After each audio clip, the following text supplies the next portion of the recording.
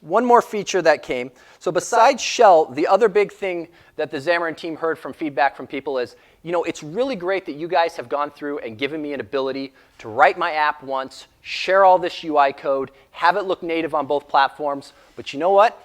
I really don't want my app to look native on both platforms. I've got a particular brand. My app needs to look this way. I want it to look as close to my branding on both of these platforms as I can get. And right now, the tools that you've given me that say, let me make it look the way I want, it's really cumbersome and makes me do a lot of coding. So I said, OK, that's great. We hear you. Let's go through and try and make this better.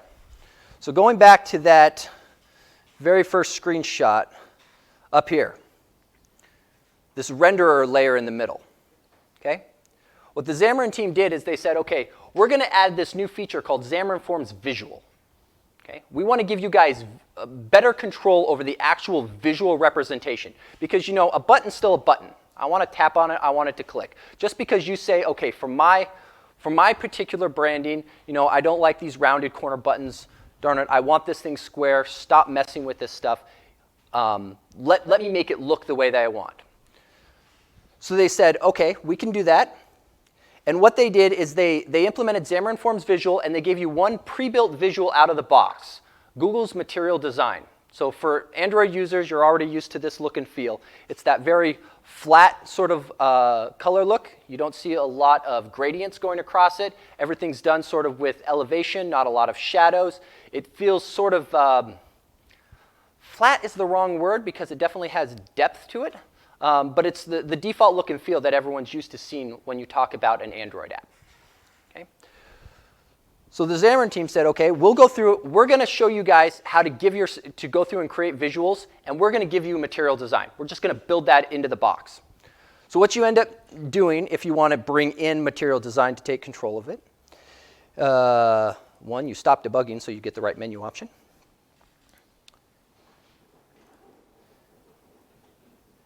And you go through and you bring in one NuGet package. Xamarin.forms visual material. You add a NuGet package. And then in each of your apps, for those people who've done a lot of Xamarin development with third parties, this will feel very familiar, is you have to go through and initialize the library. OK? And you're almost done.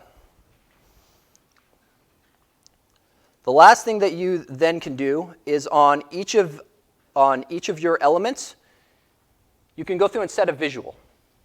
Okay? And right now with the material design stuff, you have two choices, default or material.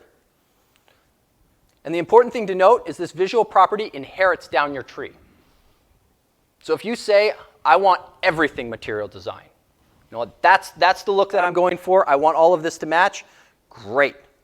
Go right at the top, visual, material, done. Whole page is converted. All of my controls will now render with the material design look and feel, and I'm going to get a consistent look between my iOS and Android. Now, this is a more consistent look, but there will still be differences between the two platforms. iOS and Android don't expose the same sort of APIs or necessarily the same look. There are still some differences. iPhones, you still have to take into account the little notch on your navigation bar. Stuff has to be different. But that doesn't mean that it has to be drastically different in the look that it has. Okay? So on these, I believe if I get really lucky, I can actually go through and show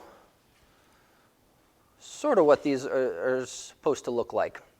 So I wanted to show. So the first button here is the one that's just the default Xamarin.forms. I've done very little styling. This is the file new project out of the box look and feel. The bottom one down below is the material design button. I mean, very obvious on iOS, at least right out the gate. It's got a different color. These are just the default theme colors that come with it. Change the theme colors to match your branding, please. On Android, you'll notice the first button, again, this is the native Android button out of the box. Again, default theme colors. But the second one, now we're starting to get that consistent look. If we dive really close, we can start, let's see, quit hijacking my screen.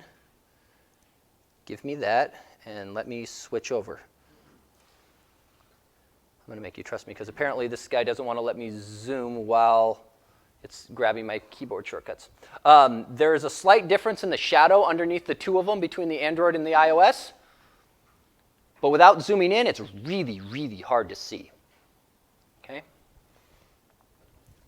And this is all that it takes to go through and do it. Now, with the visual feature, there's nothing stopping you from going through and creating your own visuals. Okay? So the way this ends up working under the hood is they've gone through and created up these renderers that implement the material design spec for all of the basic default controls. Okay? If you want to go through and create your own visual that's not material design, great. You can do so. You can derive from their renderers. You can derive from the default renderers and do what you want, but you can still take advantage of now I've got an easy way of applying these renderers, whereas before the only way you really had to control which renderers were used was based on the control type, which didn't allow for a lot of hierarchy or hierarchical changes. It's, okay, well, if I want my buttons renderer, now I have to use not the Xamarin.forms button, I have to use my derived button class in order to make sure that I get my renderer. Or I have to throw away their button renderer and put mine in its place and do a whole bunch of work going back and forth. With visual, you've now got an easy way of saying, okay, I'm going to go through and select out which renderer I want on a per element basis, or I'm just going to inherit. But it gives you a nice, easy way if you want a consistent look and feel to go through and get that. And if you like the Google Material Design, all of the hard work is done for you. Set your theme colors and you're good to go.